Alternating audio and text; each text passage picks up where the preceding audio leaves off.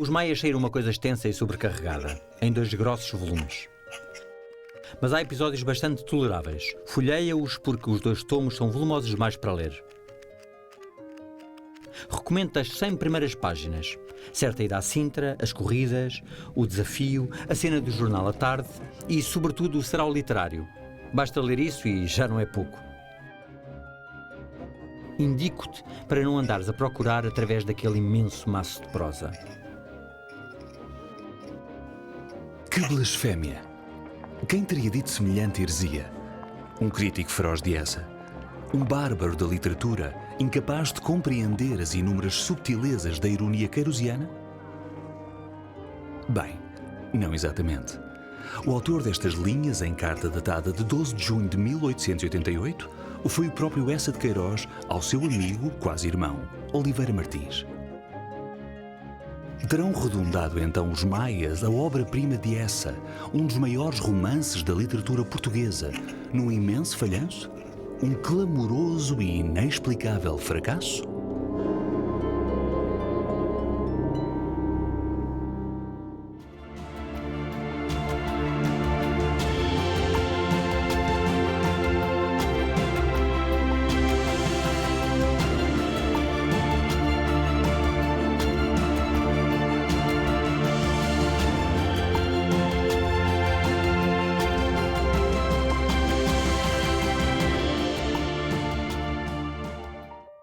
Desde o começo dos Maias, essa deixa entrever traços típicos do seu pensamento. A importância da educação e o anticlericalismo. O que estava em causa para o Eça e para o pensamento anticlerical que atravessou uma parte importante do nosso século XIX, ligado sobretudo ao ideário liberal, etc., o que estava em causa não era propriamente o cristianismo, o que estava em causa era o peso institucional excessivo e perversor da Igreja. É uma Igreja inimiga da modernidade, que sobretudo está muito claro nos romances de Eça de Queiroz, quer de uma forma mais dramática do crime do Padre Amaro e de uma sociedade provinciana incapaz de se modernizar, mas é sobretudo esta ideia de uma Igreja católica ultramontana perante uma modernidade a qual a Igreja se tem que adaptar, que marca muito a imagem que Eça de Queiroz tem. Mas nem só a Igreja e a educação saíam mal no retrato de Eça. O Portugal romântico tinha outro pecado a apontar. Há sobretudo 2 temas muito fortes que ele associa ao romantismo. Um deles é o tema da educação, outro deles é o tema da condição da mulher. Eram fúteis, normalmente as mulheres do Eça são ou fúteis, ou portam-se mal, ou isto, ou aquilo, não sei o quê. Ninguém sabe bem. A educação das crianças estava inquinada pelos vícios do romantismo. A melancolia, a sensibilidade extrema, uma visão demasiado emocional do mundo. E o peso destes defeitos recaía especialmente na condição da mulher. A síndrome sentimentalista e idealista da mulher, como Flaubert a havia representado na Madame Bovary. Isso encontra-se em personagens femininas dos Maias, por exemplo, na Maria Monforte, na Condessa de Govarinho, etc. Em todas aquelas mulheres em quem o Eça surpreendia ou julgava surpreender defeitos de comportamento cuja razão de ser era a educação romântica, as leituras românticas, a música romântica, a convivialidade romântica. Seria afinal o cosmopolita Eça de Queiroz um machista? Um misógino? Eça de Queiroz é muitas vezes acusado de misoginia. Isto é, muitas vezes nos dizem, bem, Eça trata muito mal as mulheres. E eu reajo a isso sempre da mesma forma. E os homens são porventura bem tratados no universo queirosiano? Afinal, ninguém está a salvo da caricatura irónica de Eça. Homens, mulheres, adolescentes, crianças. Mas haverá alguma razão mais profunda para que esse relacionamento com o género oposto seja tão peculiar, tão exterior?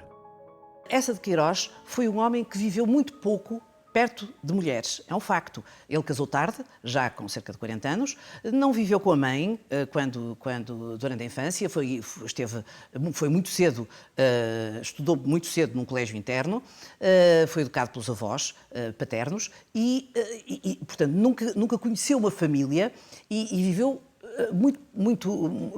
digamos, as mulheres estiveram pouco presentes na sua vida, no seu cotidiano.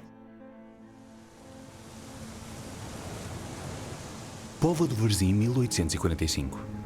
O juiz local, ligado a processos como o de Camilo Castelo Branco, envolve-se com Carolina Pereira de Essa, uma jovem de 19 anos.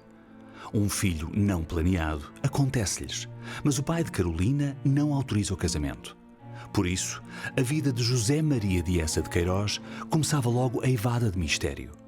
Nasce clandestino em casa de uns parentes na Praça do Almada, Póvoa do Varzim, e é batizado sem a presença dos pais em Vila do Conde, filho natural de José Maria de Teixeira de Queiroz e mãe incógnita. Romanesco, não? Quando o avô materno morre, 4 anos depois, os pais casam, mas José Maria não há de ser assumido seu filho legítimo até muitos anos depois. Vai crescer com uma ama que também lhe morre cedo e viver depois no solar dos avós paternos até aos 10 anos. Sempre de forma atribulada, sem uma família, uma casa, um lugar que seja seu. Está a soar-lhe familiar? Já leu isto em algum lado? Nós raramente encontramos uma família estruturada normalmente, digamos, pai, mãe, filhos. De alguma forma, isso refletirá alguma experiência biográfica dessa de Queiroz. Essa de Queiroz não foi educado pelos pais, viveu com os avós até aos 10 anos, a idade em que vai para o Colégio da Lapa, no Porto, e, portanto, viveu muito pouco tempo em família, com os pais, um pouco mais tarde, com 20 e tal anos, e casou tarde. Tudo isso, a meu ver, explica que nós raramente encontremos famílias estruturadas no seu universo ficcional. Muitos anos mais tarde, já em Bristol, essa há de referir-se a si mesmo numa polémica com Pinheiro Chagas como um pobre homem da Póvoa do Varzim. Mas nunca chegou a ser bem da Póvoa, nem de Vila do Conde, ou do Porto, do Colégio da Lapa, onde estudou e viveu em regime de internato, com rotinas rígidas, mas de onde haveria de sair uma primeira conquista, a amizade com Ramalho Ortigão, o filho do diretor. Um dia, muito depois, há de lhe fazer uma afirmação mais correta acerca da sua identidade. Dados para a minha biografia, não lhe os sei dar. Eu não tenho história.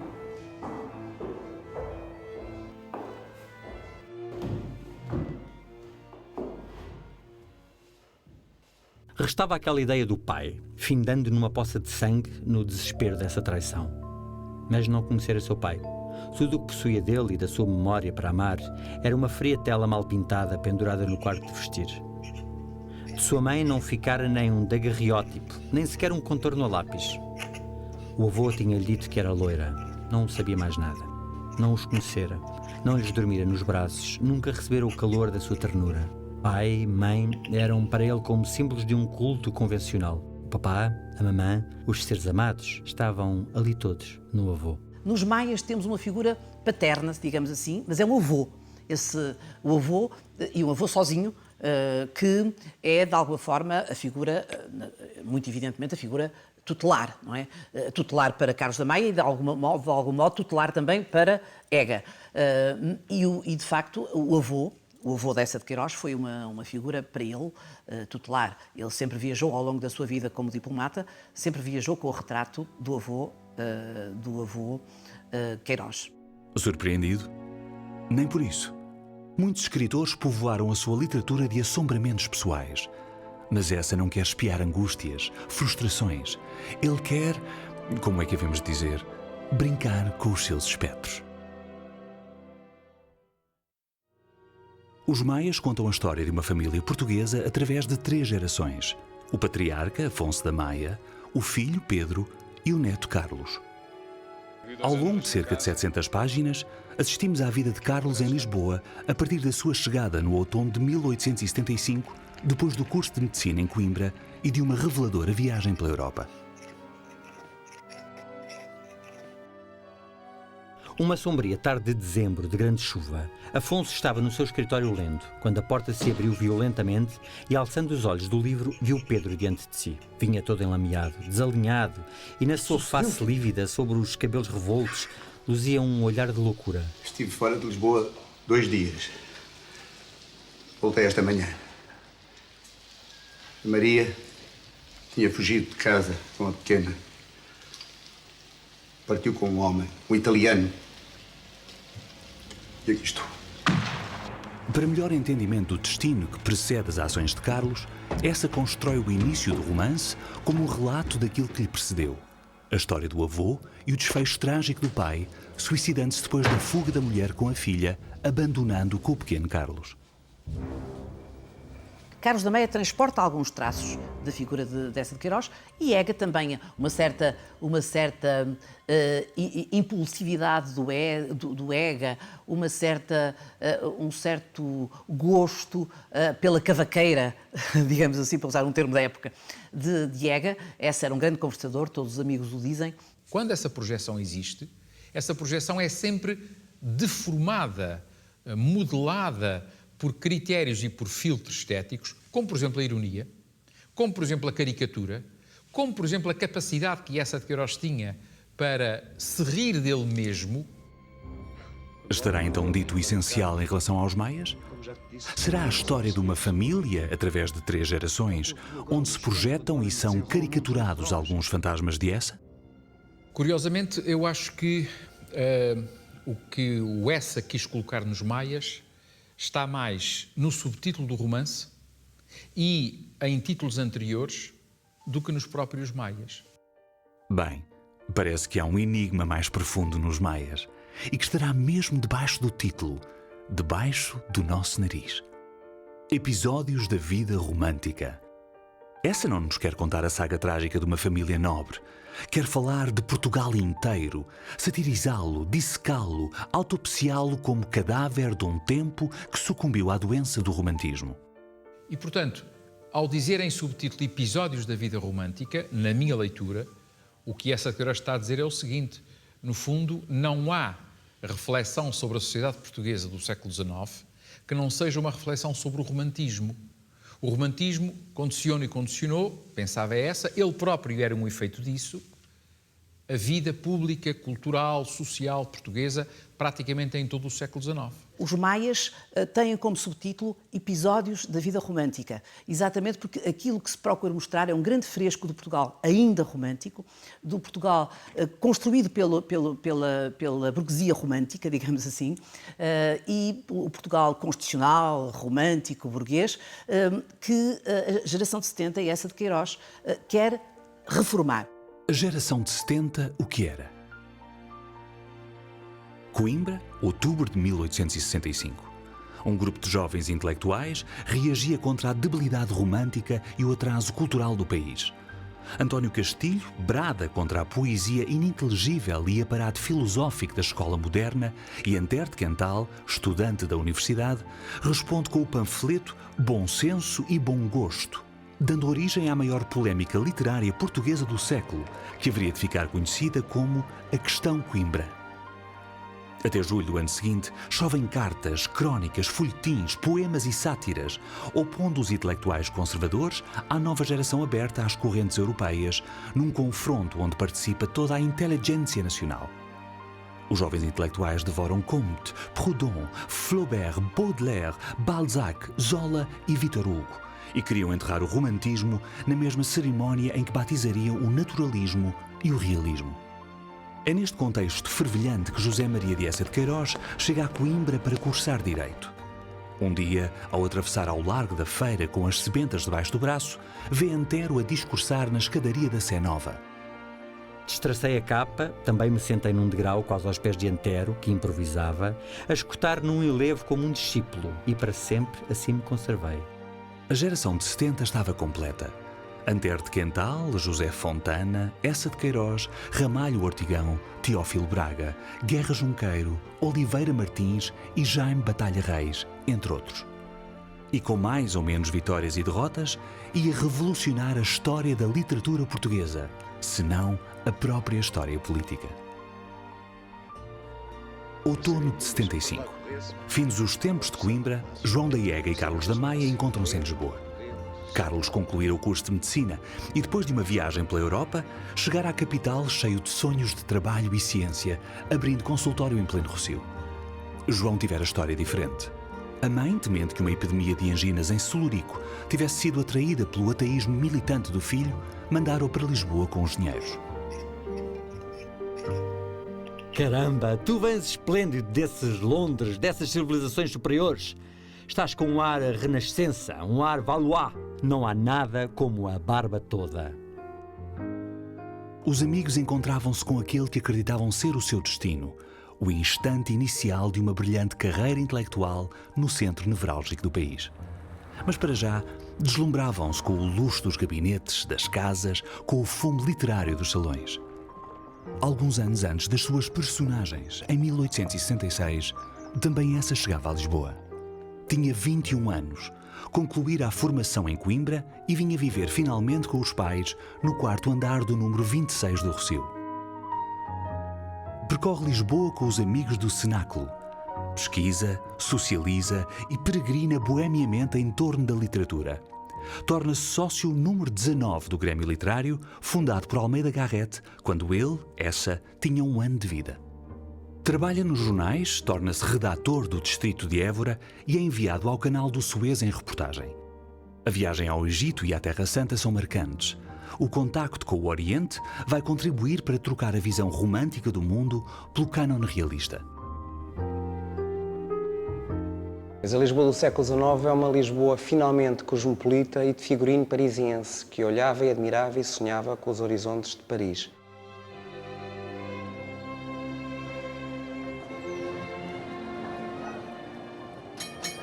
Do Rossio, o ruído das carroças, os gritos errantes dos pregões, o rolar dos americanos subiam numa vibração mais clara por aquele ar fino de novembro. Uma luz macia, escorregando docemente do azul ferrete, vinha dourar as fachadas enxovalhadas. As copas mesquinhas das árvores do município, a gente vadeando pelos bancos e essa sussurração lenta de cidade preguiçosa, esse ar aveludado de clima rico.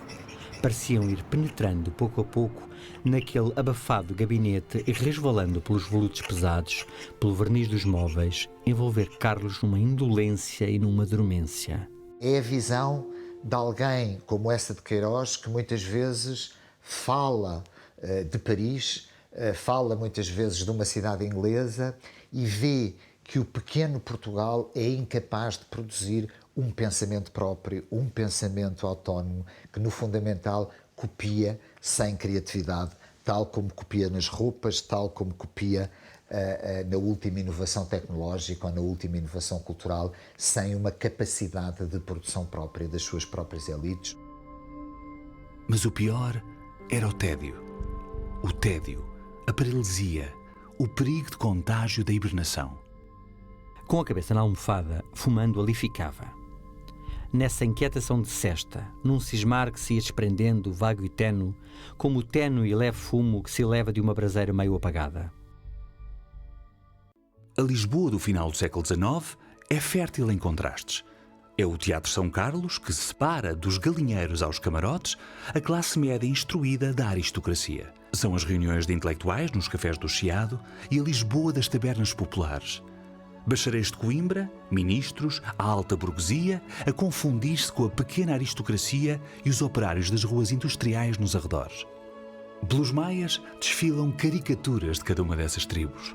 O Conde de Govarinho, o Damaso, Alencar, o poeta romântico, Palma Cavalão, o jornalista corrupto. Portugal era consumido pela sua própria elite política, jornalística e intelectual. Mas havia uma Lisboa mais eterna que essa. A Lisboa impossível de ser só um lugar e que, portanto, tinha de emergir como personagem literária. A cidade das colinas, do rio, acidentada e com perspectivas espantosas. Evidentemente que isso emocionou essa. Basta, por exemplo, sairmos aqui à Rua do Alecrim e vermos o Tejo ao fundo da Rua do Alecrim, ao fim de uma descida. Portanto, o Tejo faz parte dessa panorâmica. Quer dizer, faz parte deste gênio da cidade. Pois bem, essa estava então mergulhada numa cidade brilhante, habitada por sombras. Como poderia ele erguer uma bandeira contra a melancolia? Algo extraordinário estava para acontecer nos maias. Algo misterioso no livro da grande crítica ao romantismo. Entravam então no prestígio do Hotel Central e, nesse momento, um cupê da companhia veio estacar à porta, um esplêndido preto já grisalho. Correu logo à portinhola. De dentro, um rapaz muito magro, de barba muito negra, passou-lhe para os braços uma deliciosa cadelinha escocesa. Depois, apeando-se, indolente e posar, ofereceu a mão a uma senhora alta, loira, com um meio véu muito apertado e muito escuro, que realçava o esplendor da sua carnação ebúrdea. Kraft e Carlos afastaram-se. Ela passou diante deles com um passo soberano de deusa, maravilhosamente bem feita, deixando atrás de si, como uma claridade, um reflexo de cabelos de ouro e um aroma no ar. E no silêncio a voz de Kraft murmurou: "Très chique." O amor do Carlos da Maia pela Maria Eduarda e da Maria Eduarda pelo Carlos da Maia é sublime, é uma coisa sublime. É uma coisa que me fez, quando li, lembro-me já há muitos anos, quando li, que me fez ler trechos dos Maias repetidas vezes, li 2 e 3 vezes, para encontrar em cada palavra um significado suplementar àquele que eu já tinha encontrado. Carlos da Maia, o anti-herói de Essa, perde-se irreparavelmente de amores por uma mulher. Segue-a por Lisboa, procura-a em Sintra, espera esbarrar nela na Lisboa demasiado pequena onde todos se encontram. Supõe tratar-se da mulher do brasileiro Castro Gomes, mas nada se sabe acerca dela. Até que é chamado pela governanta a entrar, na qualidade de médico, em sua casa. Começam os encontros entre Carlos da Maia e Maria Eduarda. Castro Gomes regressa do Brasil e confessa-lhe que se tratava somente da sua amante, não da mulher. Carlos consegue uma casa para Maria Eduarda e aí terão lugar os seus encontros amorosos. O nome por que a conhecem é perfumado a pecado: a Toca.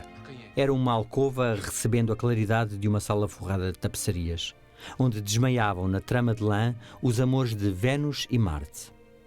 E àquela hora, batida por uma larga faixa de sol, resplandecia como o interior de um tabernáculo profano, convertido em retiro lascivo de serralho. Um tapete veludo fazia um pavimento de ouro vivo, sobre que poderiam correr nus os pés ardentes de uma deusa amorosa.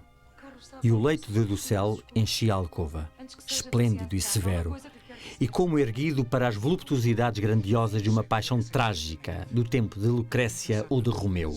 É que um amor como o nosso não pode viver como vivem tantos amores vulgares. Este amor tinha tomado conta de tudo: da medicina, do realismo, do futuro grandioso que aguardava Carlos da Maia. Onde andaria Essa para responder por este retumbante ataque de romance? Se o Essa não tivesse ido aos 27 anos para o estrangeiro, ter-se transformado em alguém muito parecido com o Ega, ou seja, a fazer troça a toda a gente, a animar os salões, a ser uma espécie, como eu digo, se põe num livro também, de bobo da corte. A 21 de julho de 1871, Essa parte para Leiria nomeado administrador do concelho. Havia de ser a cidade que mais sobreviveria ao tempo, fiel à descrição de Essa no crime do Padre Amaro. O primo Basílio sairá pouco tempo depois. Em novembro de 72, é destacado para Havana, Cuba, ocupando o seu primeiro cargo consular. Regressa brevemente a Lisboa em 74 e parte para Newcastle, a cidade escurecida pelo carvão, e angustia-se. Escreve então a um amigo: "Não posso pintar Portugal de Newcastle." Ironicamente, havia de ser esse o período de maior produtividade literária da sua vida. Volvidos 4 anos, é transferido para Bristol e para o seu clima mais ameno. A angústia com a sua missão parece passar. 2 anos depois é publicado o Mandarim, e há rumores de que terá começado a trabalhar na sua grande obra. Desde o princípio dos anos 80, que há testemunhos epistolares do Essa, em que ele diz que está a trabalhar nos Maias, e até muito pouco depois diz que o romance está quase pronto. Não estava. Demoraria ainda muito tempo, passou até por incidentes de natureza editorial, provas que se perderam, que foram reencontradas, etc., porque é preciso não esquecer que o Essa vivia no estrangeiro e tudo isto decorria em Portugal, e portanto foi um romance que, pode bem dizer-se, demorou 7 a 8 anos a ser escrito. A gestação dos Maias começara então, mas revelava-se um processo moroso e difícil. Como e quando terminaria? E mais importante que tudo, como seria recebido pelo seu destinatário e principal protagonista, Portugal. Verão de 1884. Os condes de Rezende, aristocratas, passam férias no seu solar de campo perto da Praia da Granja, em Canelas. Essa de Queiroz frequenta a casa a convite do amigo Luís Rezende, seu companheiro de viagens, e começa a interessar-se pela jovem Emília de Castro, irmã de Luís e filha dos condes. Essa está à beira dos 40 e cede, enfim, aos apelos do casamento. Durante os preparativos para o casamento, instala-se no Porto, Hotel de Paris. Irrita-se porque burocracias pré-matrimoniais e familiares lhe deixam pouco tempo para trabalhar. O seu quarto é habitado por papelada. No meio dela, diz-se, figuravam provas dos maias.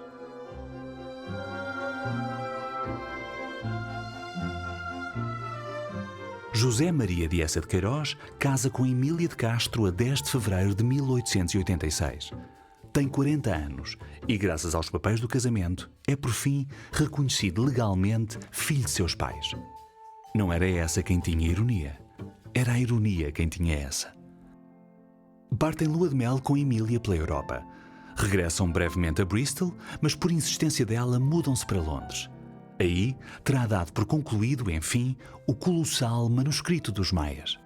Impressionou-se ao reparar num painel antigo, defumado, ressaltando em negro do fundo de todo aquele loiro, onde apenas se distinguia uma cabeça degolada, lívida, gelada no seu sangue, dentro de um prato de cobre. E para maior excentricidade, a um canto, de cima de uma coluna de carvalho, uma enorme coruja empalhada fixava no leito de amor, com um ar de meditação sinistra, os seus 2 olhos redondos e aguarentos.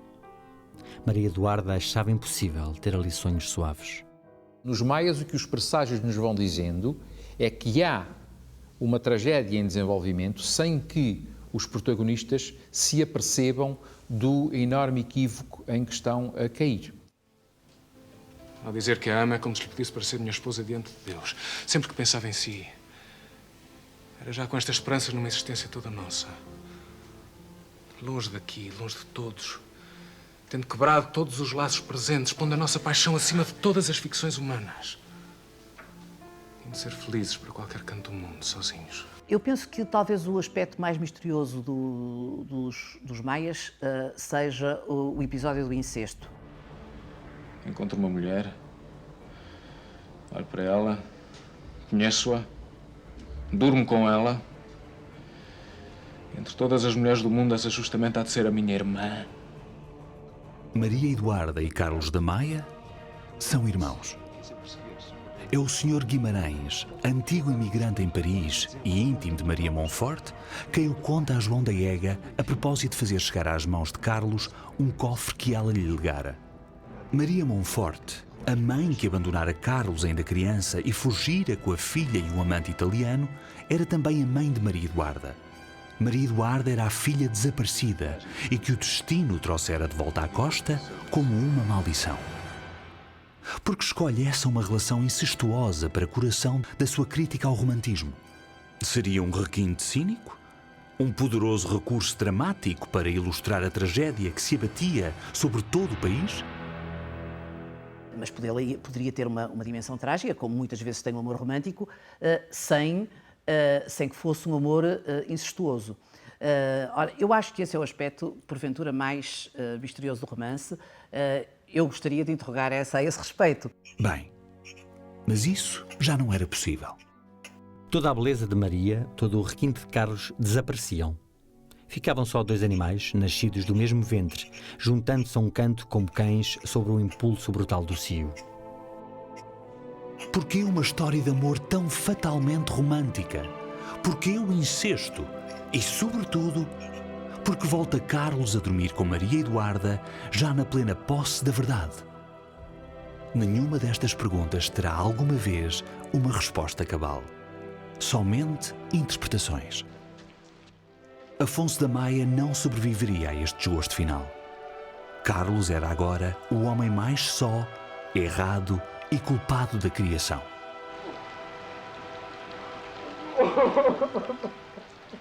Ele tem todas as qualidades para ser um vencedor e, todavia, será um vencido nos seus projetos. Assim como será um vencido na sua relação romântica e apaixonada, naquela paixão romântica e, enfim, fatal, que tem com Maria Eduarda. Portanto, acho que esse é talvez um dos maiores mistérios do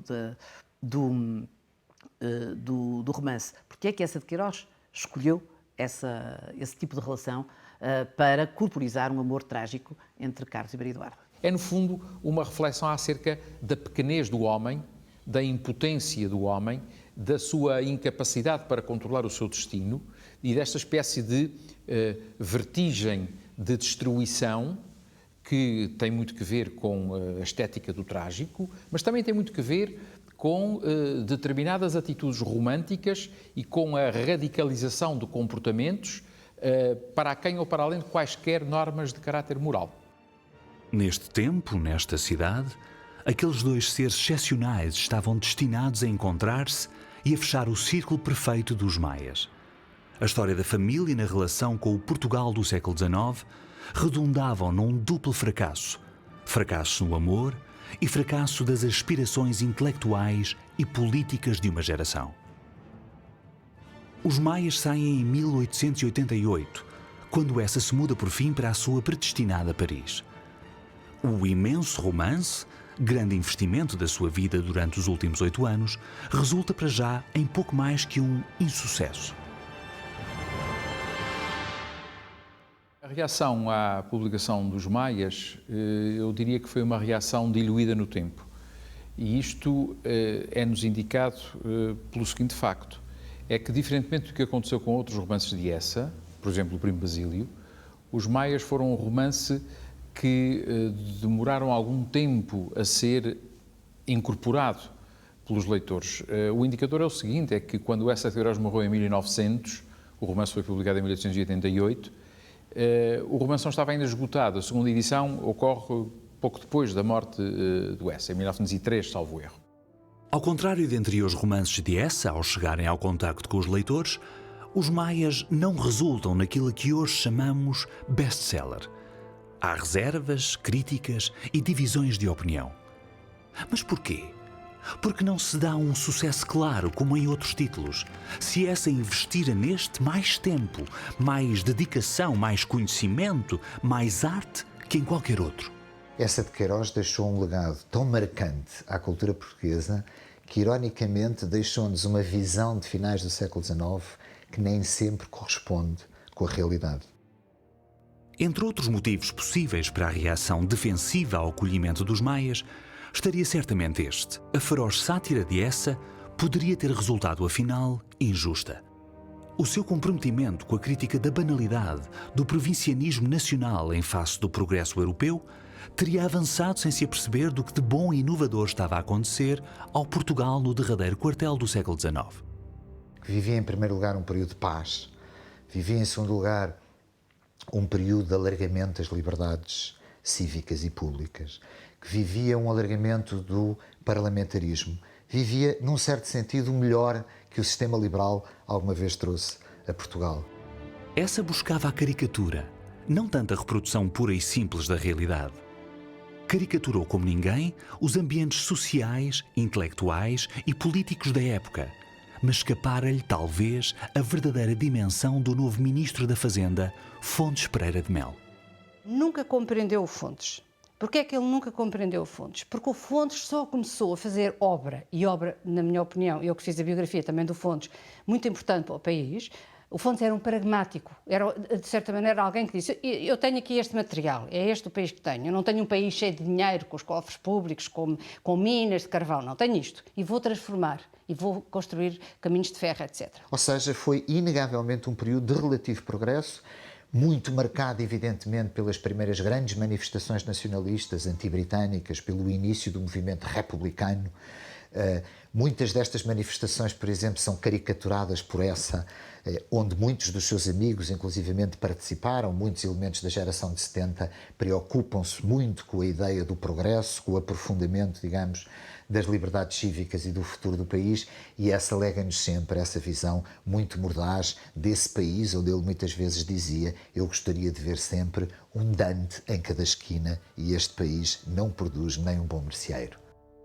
E haveria com certeza uma razão simples para este desencontro.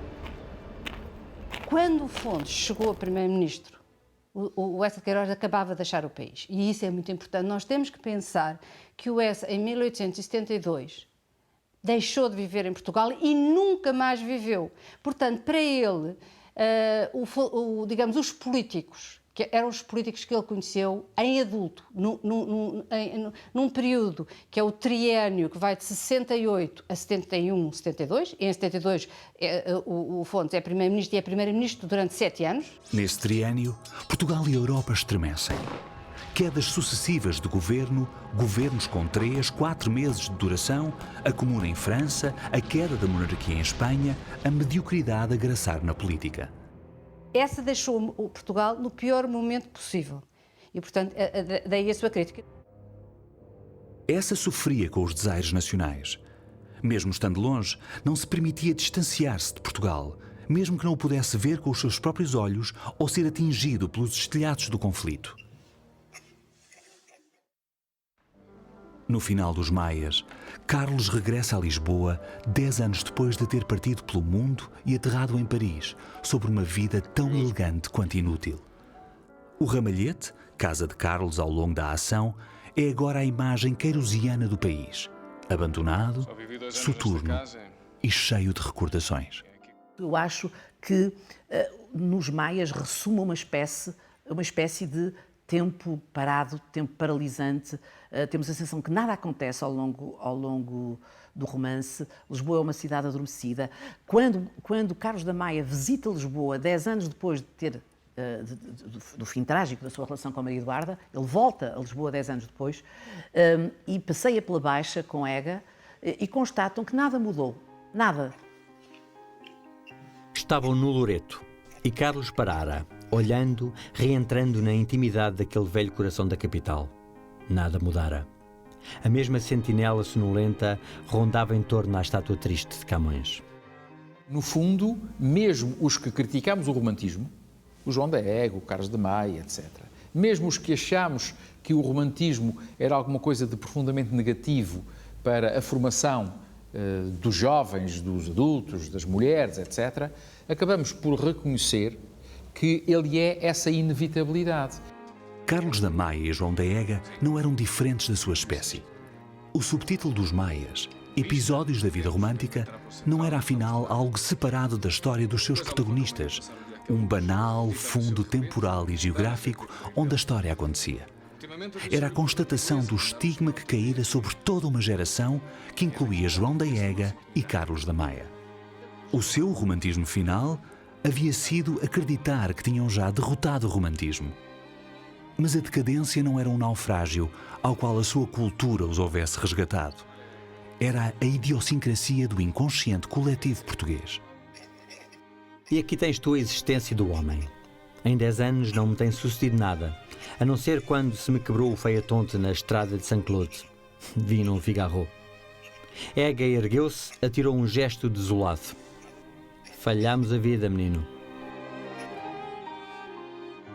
Eu acho que, de facto, Os Maias é um romance do desencanto, um romance da desistência, um romance em que se confessa um pouco aquilo que Carlos da Maia confessa no fim do romance. Nada a desejar, nada a recear, digamos, não se abandonar a nenhuma esperança, não se abandonar a nenhum desejo, nem a nenhum desapontamento. Vem aqui sempre à memória, como é evidente, o momento final do romance, que é um momento de balanço entre dois homens já maduros, desencantados, que passaram por situações muito complicadas na vida, particularmente o Carlos da Maia, quando o Carlos da Maia diz ao João da Ega que isso de dizer que se viveu alguma coisa com paixão é uma velha ideia romântica. E o João da Ega diz-lhe...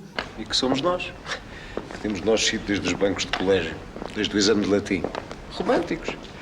Indivíduos inferiores que se governam na vida pelo sentimento e não pela razão. E essa? Que teria sido? Que teria conseguido ele e a sua geração de intelectuais cosmopolitas e modernos? Teriam mudado Portugal? Ou, por outra, teriam mudado Portugal tanto quanto Portugal precisava? Tanto quanto haviam sonhado? Essa continua a escrever. Muito. Mas está decepcionado também com a carreira diplomática. Visita de tempos a tempos os amigos em Lisboa. Reúnem-se no Tavares e agora chamam-se a si próprios os vencidos da vida. Até que essa deixa de vir a Lisboa e até que os vencidos da vida se desmantelam.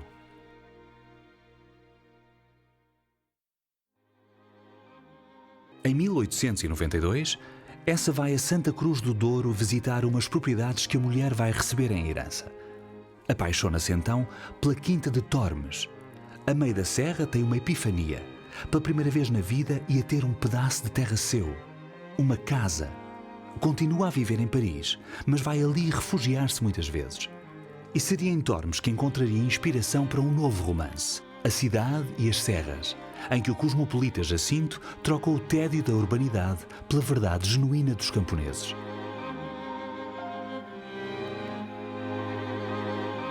As manhãs de Essa eram passadas a escrever, de pé, acompanhado pela chama de 2 velas sobre o mármore da chaminé. Antes do almoço, vestia-se aprumadamente e descia. Depois das tardes no consulado, regressava para receber os amigos noite após noite. No dia seguinte, voltava à escrita. E lá ia escrevendo e depois deitava até para o chão, sem as numerar, as folhas. Mas quando a gente lá ia, eu quantas vezes fui mandada pela minha mãe a ver se o teu pai vem para o jantar. Não vinha, coitado. E eu lá ia e ele, coitado, sempre teve um sorriso para a filha.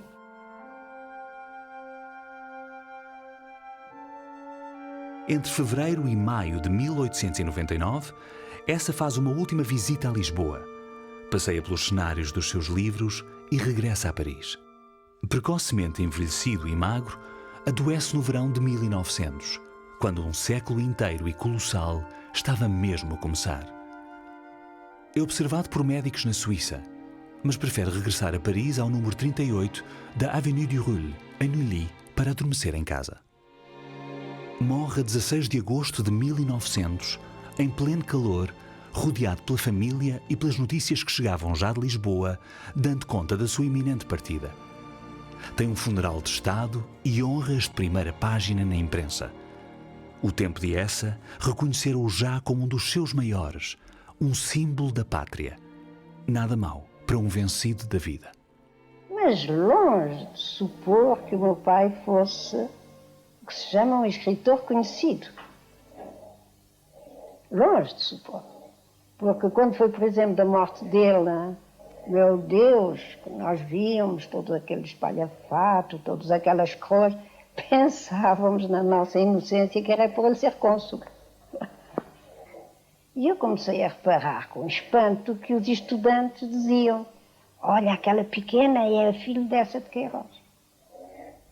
E eu voltava para a minha mãe e disse: como é que eles podem adivinhar e que se importam eles?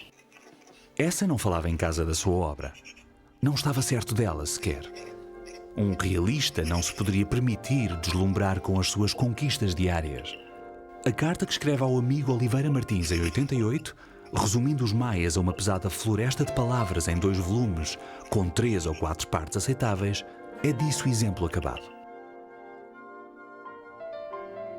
Agora, lá embaixo, no cemitério de Santa Cruz do Douro, não muito longe da Quinta de Tormes, Essa de Queiroz repousa ao lado dos filhos, com uma família por fim.